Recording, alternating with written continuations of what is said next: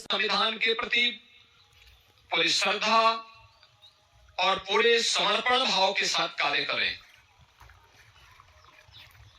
क्योंकि सम और विषम परिस्थितियों में भारत का संबल बना है।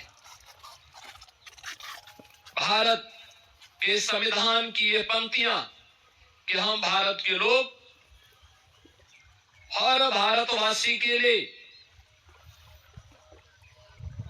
एक नई प्रेरणा है कि भारत के संविधान का संरक्षक, असली संरक्षक अगर कोई है तो भारत का नागरिक है।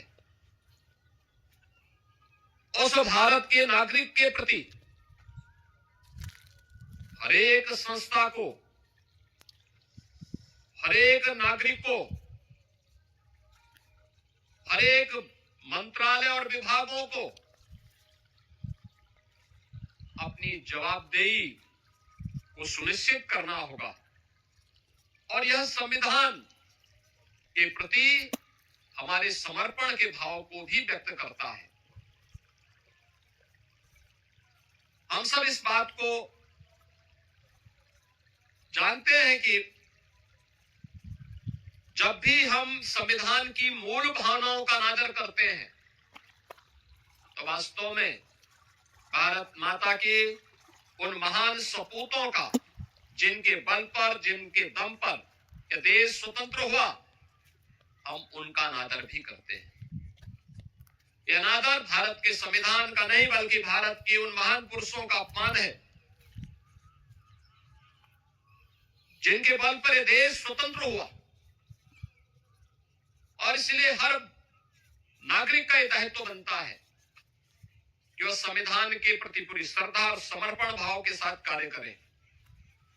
हमारे लिए एक पवित्र दस्तावेज है जो हर विपरीत परिस्थितियों में हमारा मार्गदर्शक होगा। भारत को एकता और अखंडता के सूत्र में बांधने से लेकर के देश के अंदर न्याय, बंधुता और समता के एक भाव को प्रत्येक नागरिक तक लागू करने के सपने, इस अभियान को निरंतर आगे बढ़ाने के इस क्रम को हमें जारी रखना होगा। याद रखना, ये तीन शब्द भारत के संविधान के न्याय, समता और बंधुता हर नागरिक को बिना भेदभाव के न्याय मिले। देश के अंदर जाति, मत, मजहब, क्षेत्र और भाषा के आधार पर किसी प्रकार का भेदभाव न हो।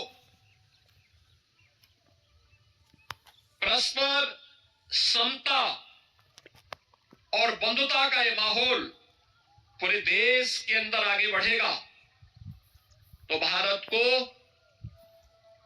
विकसित भारत बनाने के प्रधानमंत्री मोदी जी के अभियान को कोई रोक नहीं सकता। विकसित भारत की संकल्पना हर भारतवासी के लिए गौरव का क्षण होना चाहिए, क्योंकि यह क्षण केवल देश की आर्थिक समृद्धि का मात्र नहीं, हर नागरिक की खुशहाली का दिन होगा। हर एक नागरिक के जीवन में कई गुना समृद्धि का दिन होगा, लेकिन इसका रास्ता समाज के अंतिम पायदान पर बैठे हुए व्यक्ति से प्रारंभ होता है। हमारे गांव से, हमारी गलियों से, समाज के अलग अलग क्षेत्रों के अंतिम पायदान पर बैठे हुए उन नागरिकों के माध्यम से यात्रा आगे बढ़नी चाहिए।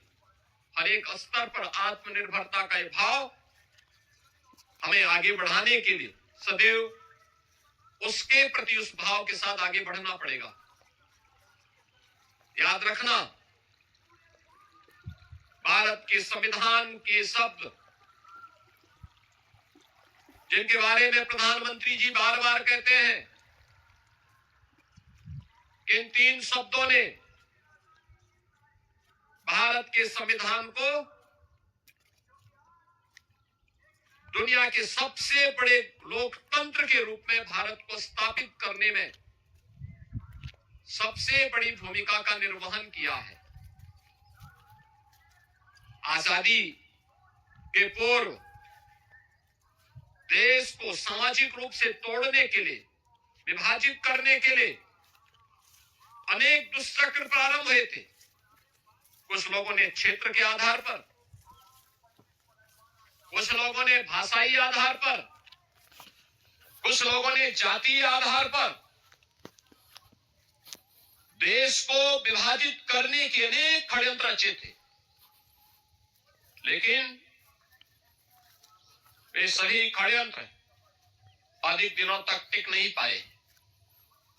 जब भी संविधान के मूल भाव को कमजोर करने की साजिश होती है तो आप इस बात को देखते होंगे कि कहीं न कहीं से ये सुगबुगाहट भी शुरू हो जाती है।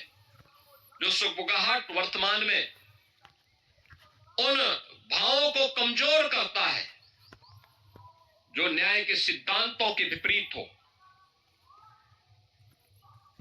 भारत का संविधान व्यष्टि नहीं, समिष्टि के उस भाव के साथ हम सबको जोड़ने की एक नई प्रेरणा देता है। कोई व्यक्ति अगर ये कहता है कि मैं न्याय से ऊपर हूं, मैं संविधान से ऊपर हूं, मैं व्यवस्था से ऊपर हूं, तो मुझे लगता है कि वो भारत के संविधान की अवमानना कर रहा है। अगर कोई व्यक्ति कहता है कि बनाई गई व्यवस्था पर मेरा विश्वास नहीं, जो मैं कहूंगा वही सब कुछ होगा, ये नहीं चल सकता। और आज का ये दिवस हम सबको भारत के इस महान संविधान के प्रति समर्पण भाव के साथ आगे बढ़ने, उन संकल्पों को आगे बढ़ाने की एक नई प्रेरणा का दिवस है। हम सब उत्तर प्रदेश वासी भारत के संविधान को सम्मान देते हुए उन सभी राष्ट्र नायकों को, जिन राष्ट्र नायकों का एक ही ध्येय था और वह था राष्ट्र प्रथम का भाव, उस राष्ट्र प्रथम भाव का एक दस्तावेज भारत के संविधान के रूप में हम सबके सामने है। और यही वर्तमान के हमारे संकल्पों को, देश के संकल्पों को एक नई ऊंचाइयों तक आगे बढ़ाने में मददगार होगा। मैं आज के इस अवसर पर पूरे प्रदेशवासियों को 77वें गणतंत्र दिवस की एक बार फिर से हृदय से बधाई देते हुए अपनी शुभकामनाएं देता हूं। धन्यवाद। जय हिंद। हाँ दोस्तों, आप लोगों से आग्रह एवं निवेदन है कि इस चैनल को सब्सक्राइब कर ले, बेल आइकन दबा दें और इस वीडियो को खूब शेयर कीजिए सभी ग्रुप में। धन्यवाद दोस्तों, नमस्कार।